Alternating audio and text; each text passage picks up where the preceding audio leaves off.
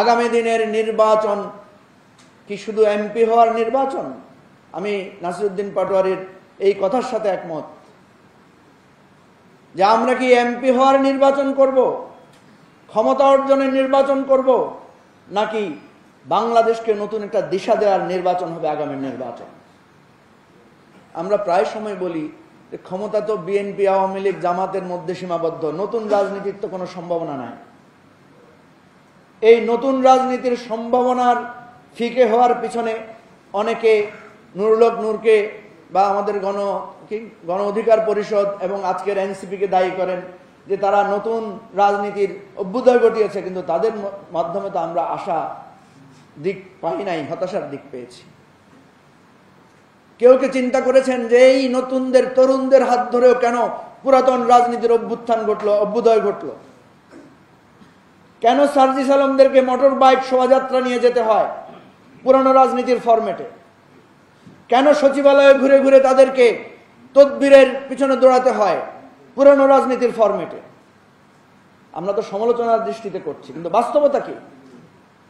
বাস্তবতা হচ্ছে সার্জিস আলম যদি একটা রিক্সায় করে এলাকায় যাইতো, তাহলে পুরান লোকেরা কইতো ওই এগুলোর কোনো বেল নাই, এখনই এদেরকে মানুষ চেনে না, রিক্সা নিয়ে নিয়ে ঘুরে, এদের আর রাজনীতি কি? বলেন, এরকম বলতো না? তাহলে এটা তো একটা সংকট। আপনি কি নতুন একটা ট্রেন্ড সেট করবেন, নাকি পুরাতনদের সাথে প্রতিযোগিতা দিয়ে ওদেরকে হারাবেন? আমরা তরুণরা এখনো সে পরিমাণ সক্ষমতা বৈষয়িক সার্বিকভাবে অর্জন করি না যেই শক্তি দিয়ে আমরা জামাত, বিএনপি বড় দলগুলোকে আমরা মোকাবেলা করব। সুতরাং আমরা যদি বলি নতুন রাজনীতির প্রতি মানুষের আগ্রহ নাই, পুরাতন রাজনীতির প্রতিও তো আগ্রহ নাই। আপনি দেখেন পুরাতন রাজনৈতিক কোন দলের প্রতি মানুষের আগ্রহ আছে, কোন রাজনৈতিক দলের প্রতি একটা সাধারণ মানুষের আস্থা আছে? বিএনপির লোকদের আস্থা বিএনপির প্রতি, জামাতের আস্থা জামাতের প্রতি, আওয়ামী লীগের আস্থা আওয়ামী লীগের প্রতি। এর বাইরে একটা সাধারণ মানুষ দেখাতে পারবেন?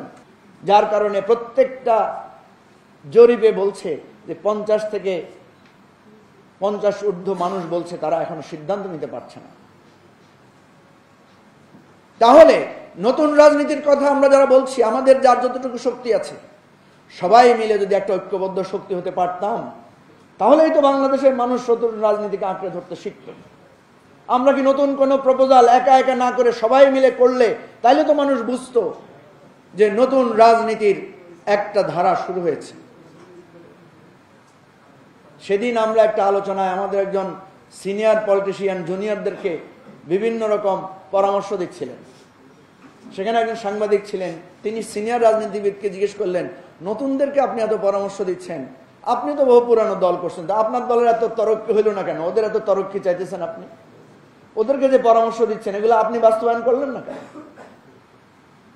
প্রশ্নটা আমার কাছেও যৌক্তিক মনে হয়েছে, কারণ ওদের তুলনায় আমরাও তো কিছুটা হলো প্রবীণ রাজনীতি, কিছুটা হলো বয়স্ক রাজনীতি করেছি।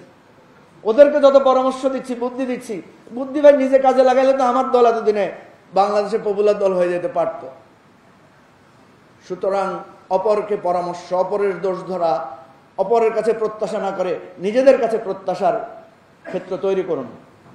আমি তো এখনো মনে করি নাগরিক একটা নতুন রাজনৈতিক উত্থান ঘটিয়েছে বাংলাদেশে। মাহমুদুর রহমান মান্না আর কিছু না হোক, এখন পর্যন্ত উনাকে নিয়ে বড় ধরনের কোনো বিতর্ক সমাজে প্রচলিত নাই। এটা তো অন্তত একটা অ্যাচিভমেন্ট। জোনায়েদ সাকি, সাইফুল হক, আমাদের রাষ্ট্র সংস্কারের কাইয়ুম ভাই, এখানে যারা আছেন স্বপন ভাই সহ সবাই করে, এদের একটাই সমালোচনা, কয়টা লোক আছে আপনাদের? এদের একটাই সমালোচনা, কত ভোট পান আপনারা? আর কোন সমালোচনা কি আছে?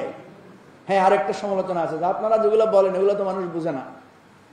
মানুষ বুঝে কি? গ্রামে গেলে জিজ্ঞেস করে, ভাই আমার মেয়ের বিয়ে একটু কিছু টাকা পয়সা দেওয়া যায় কিনা?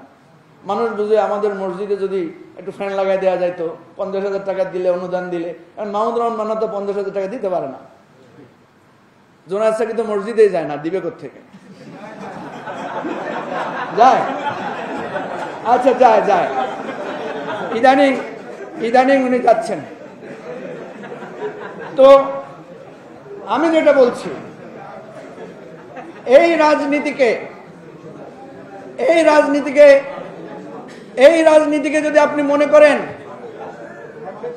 যেটা এখানে তাসনিম যারা আছেন, এখানে খালেদ সাইফুল্লাহ আছেন, এখানে অগ্নিঝরা নাসিরউদ্দিন পাটোয়ারি আছেন, তাকে মানা করছিলাম আজকে একটু বোম টম কম ফাটাইও, সেটাকে আরো বেশি ফাটাইছে আজকে।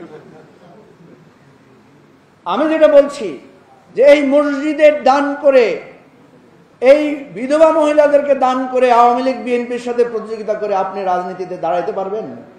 তাহলে তো মাহমুদুর রহমান মান্না যে গার্মেন্টসের মালিক হয়েছিলেন সেই লাইনেই উনি থাকতেন, সব ছেড়ে রাজনীতির একচ্ছত্রভাবে নিজেকে করতে পারতেন না। সুতরাং নতুন পথ খুঁজতে হবে।